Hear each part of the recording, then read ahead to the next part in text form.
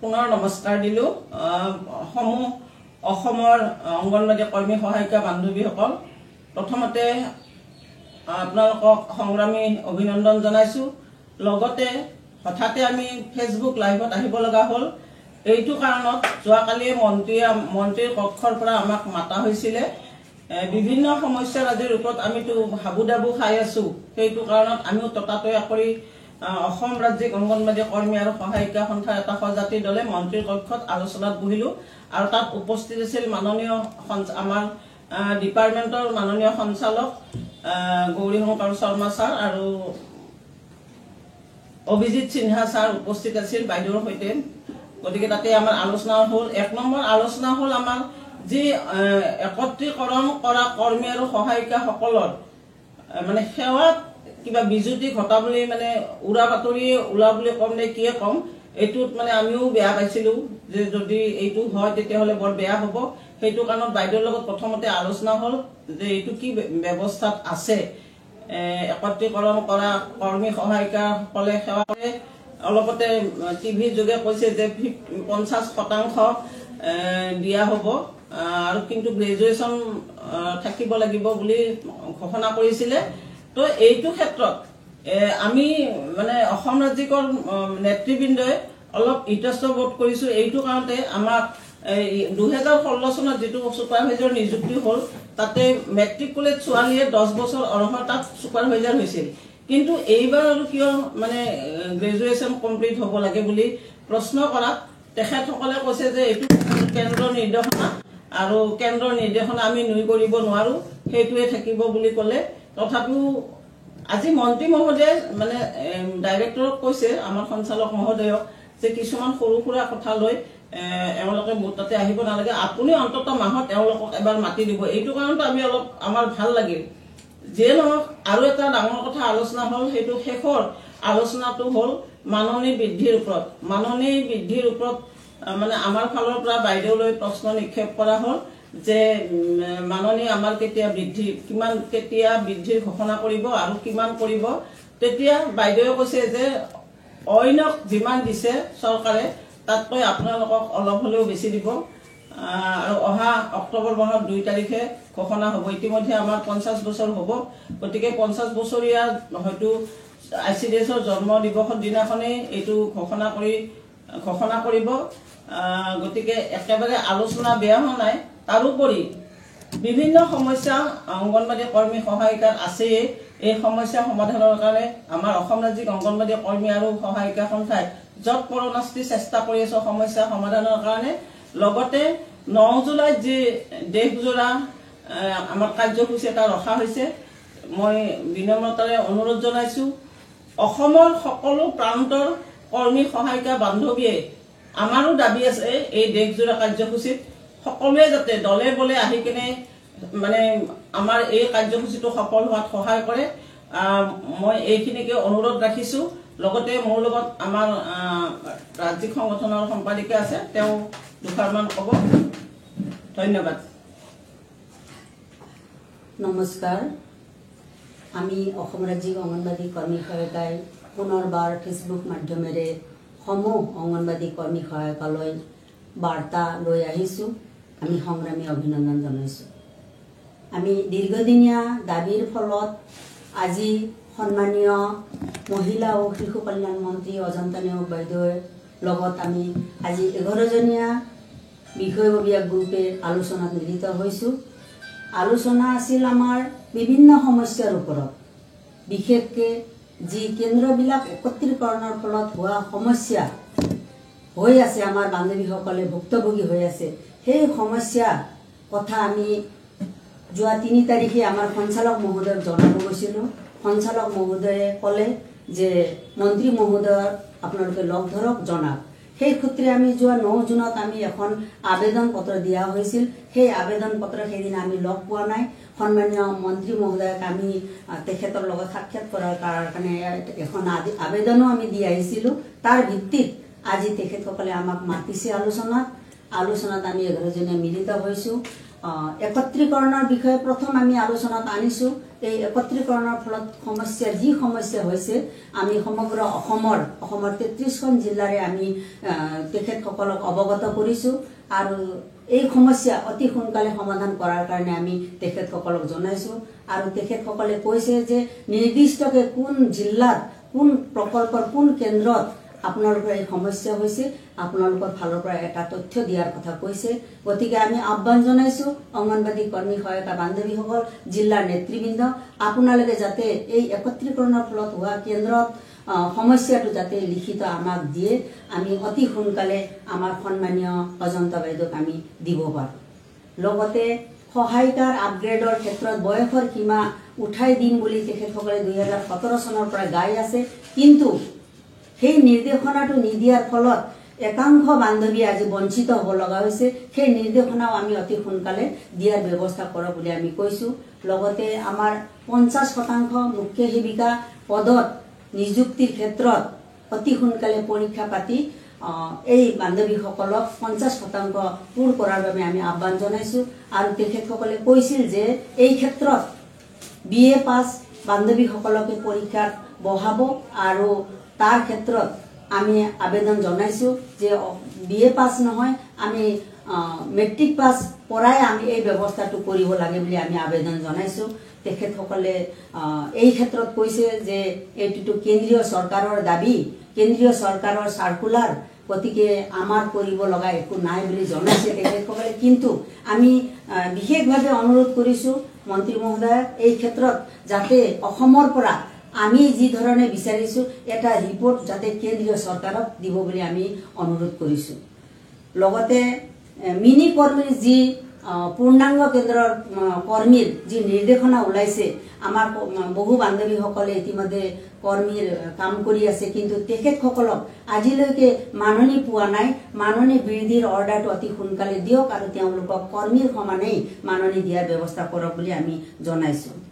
লগতে আমি শেষত কৈছোঁ যে মাননি বৃদ্ধিৰ সংক্ৰান্তত আমি অসম ৰাজ্যিক অংগনবাদী সংগঠনে যি প্ৰস্তাৱ আমি উত্থাপন কৰি দাখিল কৰিছিলোঁ আৰু বিগত সময়ত আমাৰ সঞ্চালক মহোদয়ে যি প্ৰস্তাৱ দিছিল মাননি বৃদ্ধিৰ, সেই প্ৰস্তাৱ যাতে কাৰ্যকৰী কৰাৰ ক্ষেত্ৰত উদ্যোগ কিমানখিনি আগবাঢ়িছে এই প্ৰশ্ন কৰিছিলোঁ আমি। তেখেতে জনাইছে যে আপোনালোকৰ এই কথাটো অহা 2 অক্টোবৰত মুখ্যমন্ত্ৰীয়ে ঘোষণা কৰিব নিৰ্দিষ্টকৈ, তেখেতে আমাক স্পষ্টকৈ কৈছে অতি উৎসাহেৰে আৰু কৈছে আশা বান্ধৱীসকলৰ মিড ডে মিল বান্ধৱীসকলৰ যিখিনি ঘোষণা কৰিছে তাতকৈ কিছু বৃদ্ধি কৰি মুখ্যমন্ত্ৰীয়ে ঘোষণা কৰিব বুলি আমাক তেখেতসকলে জনাইছে। তাৰোপৰি আমি কৈছোঁ যে এই ক্ষেত্ৰত বিশেষকৈ গৰমৰ বন্ধটো আমি বিচাৰিছোঁ।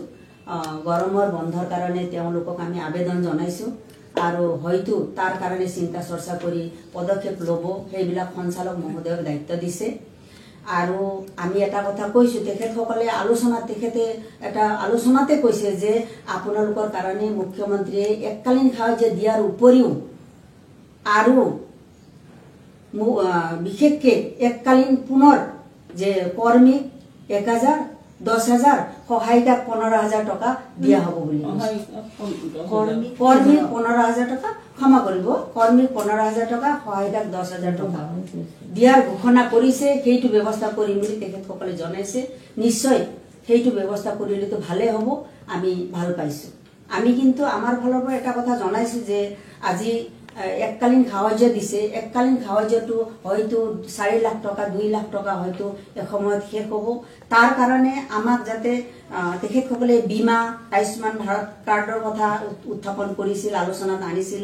আমি কৈছোঁ যাতে আমাৰ অংগনবাদী কৰ্মী সহায়িকাসকলে যাতে মাহত 2,000 হওক বা 1,000 হওক নিশ্চিতভাৱে অৱসৰ লোৱাৰ পিছত জীয়াই থকালৈ তেওঁলোকক মাহে মাহে এই পেঞ্চনৰ নিচিনাই পোৱাৰ কাৰণে ব্যৱস্থা কৰক বুলি এটা আমি আবেদন জনাইছোঁ। লগতে আমি কৈছোঁ বীমা যি কৈ আছে আপোনালোকে এই ক্ষেত্ৰত আমাক যাতে আমি এককালীন সাহায্যৰ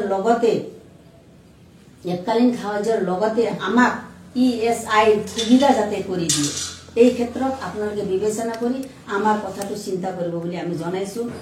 ESIৰ ক্ষেত্ৰত কৰ্মচাৰীসকলে পায়, কিন্তু আমি কৰ্ম কৰিছোঁ, স্বেচ্ছাসেৱী হ'ব পাৰোঁ, কৰ্ম কৰিছোঁ, ESIৰ সুবিধা দি আমাক যাতে কৃতাৰ্থ কৰে বুলি আমি তেখেতসকলক কোৱা হৈছে। আজি আলোচনা ভালে হৈছে, নিশ্চয় আগন্তুক সময়টো হ'ব। আৰু আমাৰ সন্মানীয় মহোদয়ে কৈছে যে মাহে মাহে এখেতসকলৰ সমস্যাক লৈ যাতে আলোচনা কৰি এখেতসকলৰ সাধাৰণ সমস্যাবিলাক যাতে সঞ্চালক মহোদয় তাতে সমাধান কৰি দি এই আঁচনিখন জীয়াই ৰখাৰ কাৰণে, এই আঁচনিখন সুফল হৈ আগবাঢ়ি থাকিব, তাৰ কাৰণে তেখেতে আবেদন জনাইছে বা পৰামৰ্শ দিছে। আমিও সেই কথা কৈছোঁ। গতিকে সমূহ বান্ধৱীসকলকে আজিৰ আলোচনাৰ কথাটো আমি উত্থাপন কৰিলোঁ, কিন্তু আমি বিচাৰিছোঁ যে অংগনবাদী কৰ্মী সহায়িকাক নিয়মীয়া কৰ্মচাৰী স্বীকৃতি দিয়া, মাননিৰ সলনি মজুৰি দিয়া, ন্যূনতম মজুৰি 21,000 টকা ধাৰ্য কৰা, সামাজিক সুৰক্ষা প্ৰদান কৰা, কেন্দ্ৰীয় বাজেট বৃদ্ধি কৰা। এই ক্ষেত্ৰত এইটো কেন্দ্ৰীয় চৰকাৰে কৰিব। গতিকে অহা 9 তাৰিখৰ ধৰ্মঘট, এই ধৰ্মঘটত এই দাবী সন্নিৱিষ্ট হৈ আছে। সকলো অল ট্ৰেড ইউনিয়ন ফেডাৰেশ্যনে যি আহ্বান জনায় এই ধৰ্মঘটত আমাৰ হৈ মাত মাতিব আহিছে। শ্ৰম সংহিতা বাতিল কৰা, ৰাজনৈতিক যি ব্যৱস্থা চলি আছে, দুৰ্নীতি হৈ আছে, এইটো ব্যৱস্থা যাতে নহয়, তাৰ কাৰণে এই প্ৰতিবাদীত 9 তাৰিখৰ প্ৰতিবাদীত সকলো কৰ্মী সহায়িকাই সহযোগিতা আগবঢ়াব বুলি আমি আহ্বান ৰাখি মই মোৰ কোৱাখিনি সামৰণি মাৰিছোঁ। ধন্যবাদ। মোৰ লগতে আছে আমাৰ উপসভানেত্ৰী ভাগ্যলতা বাইদেউ, তেখেতক ক'বলৈ মই অনুৰোধ জনাইছোঁ। হয়, নমস্কাৰ বান্ধৱীসকল। আমাৰ ইতিমধ্যে সভানেত্ৰী আৰু সম্পাদিকা মহোদয়াই সুন্দৰভাৱে কথাখিনি অৱগত কৰিলে, আপোনালোকে নিশ্চয় বুজি পাইছে। আজি সঁচাকৈ আমি অকণমান আনন্দিতও হৈছোঁ, আলোচনা ভাল হোৱা বুলিও ক'ব পৰা হৈছোঁ আমি। যিহেতু আমি যিটো সমস্যাত ভুগি আছিলোঁ, যিটো চিন্তাই আমাক মানে কামুৰি আছিলে, একত্ৰীকৰণ বান্ধৱীসকলৰ কি হ'ব, যদি তেওঁলোকৰ এই সেৱাৰ পৰা যদি তেওঁলোকক আঁতৰাই পঠায়, তেতিয়াহ'লে তেওঁলোকৰ কি অৱস্থা হ'ব, এই চিন্তাটোৱে সঁচাকৈ আমাৰ বহু কষ্ট দিলে। আজি আমি সেইটোৰ এক প্ৰকাৰ সমাধান হ'ল বুলি আমি ধৰি লৈছোঁ। যিহেতু তেওঁলোকৰ যদিও একত্ৰীকৰণ হৈছে, তেওঁলোকৰ কেতিয়াও এই কামৰ পৰা মানে বৰখাস্ত নকৰে, তেওঁলোকে কাম কৰিয়ে থাকিব 60 বছৰলৈকে। য'তে যেনেকৈ আছে বান্ধৱীসকল তেনেকৈ থাকিব পাৰিব। কিন্তু যদি কিছুমান বান্ধৱীক আমাৰ বহু দূৰলৈ নিছে, বোলে 5 কিলোমিটাৰৰ বাহিৰত, সেইখিনিয়ে কিন্তু আমাক জনাব লাগিব। তেওঁলোকক কিন্তু পুনৰ নিৰীক্ষণ কৰা হ'ব। আৰু যিসকল বান্ধৱীৰ বেনিফিচাৰীও আছে, কেন্দ্ৰ বনোৱাৰ ঠাই আছে, ৰাইজেও মাটি লিখি দিছে বা তেনেকুৱা আছে, গতিকে সেইখিনিক পুনৰ নিৰীক্ষণ কৰিব, তাৰ বাবেও আমাক কথা দিছে। গতিকে আমি সেইখিনিত খুবেই আনন্দিত হৈছোঁ। আৰু বান্ধৱীসকল নিশ্চিন্ত থাকক, আপোনালোকে কোনো ধৰণৰ চিন্তা কৰিবলগীয়া ইয়াত হৈ নাই। আৰু যিটো আমাৰ আজি আলোচনা হ'ল বাইদেউৰ পৰা, সঁচাকৈয়ে আমি ভাল পাইছোঁ। আমি 2 অক্টোবৰলৈ খুব আশাৰে বাট চাই আছোঁ। আৰু বান্ধৱীসকল আপোনালোকেও বাট চাওক। আমাৰ নিশ্চয় আমি ভাল এটা দিন হিচাপে আমি সেইটো যাতে পৰিগণিত কৰিব পাৰোঁ। আৰু আমি খুব সুন্দৰ এটা যাতে আশাৰ ৰেঙনি আমি দেখিছোঁ, আশাৰ ৰেঙনি। গতিকে সেই আশাটো যাতে আমি সঁচাকৈ সফল হওঁ। আমি অসম ৰাজ্যিক অংগনবাড়ী কৰ্মী আৰু সহায়িকা সন্থাই যিখিনি কষ্ট আমি কৰিছোঁ, সেই কষ্টৰ সফলতা আমি সঁচাকৈয়ে এদিন হ'লেও পাম আৰু পাই আহিছোঁ আৰু পাম। গতিকে অসম ৰাজ্যিক অংগনবাড়ী কৰ্মী সহায়িকাসকলক, এই সন্থাটোক আপোনালোকে কোনোদিন অৱজ্ঞা নকৰিব। আৰু CITUৰ লগত যাতে আমি সদায় এনেদৰে থাকিব পাৰোঁ, তেওঁলোকৰ আদৰ্শ, তেওঁলোকৰ প্ৰেৰণা আমি যাতে সদায় পাই থাকোঁ, তাকে কামনা কৰিছোঁ। গতিকে আপোনালোকে অসম ৰাজ্যিক অংগনবাড়ী কৰ্মী সহায়িকা সন্থাৰ লগত থাকক, সহযোগ কৰক। নিশ্চয় আমি সদায় সফল হ'ম। আগন্তুক দিনতো আমি সদায় এনেদৰে ভাল খবৰ আৰু ভাল বতৰা লৈ যাতে আপোনালোকৰ ওচৰত আমি আহিব পাৰোঁ, তাৰে আমি কামনা কৰিছোঁ। ধন্যবাদ। আমাৰ মাজত সম্পাদিকা কল্পনা দেৱী আছে, তেখেতকো মই দুআষাৰমান ক'বলৈ অনুৰোধ জনাইছোঁ। নমস্কাৰ। আজি আমাক মন্ত্ৰী মহোদয়া, মাননীয় জনতা ন্যায় মহোদয়া, তেখেতে বিত্তমন্ত্ৰী, লগতে আমাৰ সমাজ কল্যাণ বিভাগৰ মন্ত্ৰী, তেখেতে আজি আমাক বিষয়ববীয়াসকলক আলোচনাত মাতিছিল। আৰু সেই আলোচনাৰ মতে আজি আমাৰ খুব সুন্দৰ আলোচনা হৈছে। আৰু তেখেতে আমাক যিটো এটা বাৰ্তা পঠিয়াইছে, সেই বাৰ্তাটো আমাৰ যাতে অংগনবাদী কৰ্মী সহায়িকা সকলোৰে মূৰত ফুল চন্দন হৈ পৰক তাৰ বাবে মই বাইদেউক বিশেষভাৱে ধন্যবাদ জনাইছোঁ। আৰু আমাৰ 2 অক্টোবৰত অতি সুন্দৰ বাৰ্তা এটা যাব সকলোলৈকে, তাৰ বাবে কৰ্মী সহায়িকাসকলক মই আগতীয়াকৈ জনাইছোঁ যে আমাৰ অসম ৰাজ্যিক সন্থাটোৱে কেতিয়াও বহি থকা নাই আৰু বহি নাথাকে, সদায় আগবাঢ়ি যাব। আৰু তাৰ বাবে আপোনালোকৰ সহায় সহযোগিতা আমি সদায় কাটৰেৰে আহ্বান জনালোঁ। আৰু আপোনালোকে আমাৰ ওপৰত সদায় বিশ্বাস ৰাখক। আৰু 9 জুলাইৰ যিটো আমাৰ দেশজোৰা সাধাৰণ ধৰ্মঘট আছে, সেই ধৰ্মঘটটোত সকলোৱে সহযোগ কৰক আৰু আগবাঢ়ি আহক। এই আন্দোলনৰ মতে যাতে আমি চেণ্ট্ৰেলৰ পৰাও কেন্দ্ৰীয় চৰকাৰৰ পৰাও যাতে আমি মাননীটো অতি সোনকালে আদায় কৰিব পাৰোঁ, কাৰণ ৰাজ্য চৰকাৰৰ পৰা আমি 2 তাৰিখে অতি সুন্দৰ এটা বাৰ্তা আমি পাম। আৰু সেই হিচাপে আপোনালোকক সদায় আমি আমাৰ অসম ৰাজ্যিকৰ ফালৰ পৰা আমি এটা ভাল বাৰ্তা দিবলৈ চেষ্টা কৰি আছোঁ আৰু সদায় ভাল বাৰ্তাই শুনিব। অসম ৰাজ্যিক অংগনবাদী কৰ্মী সহায়িকা সন্থা জিন্দাবাদ। ধন্যবাদ জনাইছোঁ। নমস্কাৰ সকলোকে। আমাৰ অসম ৰাজ্যিক সংগঠন জীয়াই থাকক। সমগ্ৰ অসমৰ বান্ধৱীসকলকো একেলগে আহক, আমি একেলগে থিয় দিওঁ মাৰ বান্ধি। চৰকাৰৰ আগত আমি আলোচনা বিলোচনা বা স্মাৰক পত্ৰ প্ৰদান কৰি কেন্দ্ৰীয় চৰকাৰকো যাতে আমি বাধ্য কৰাব পাৰোঁ।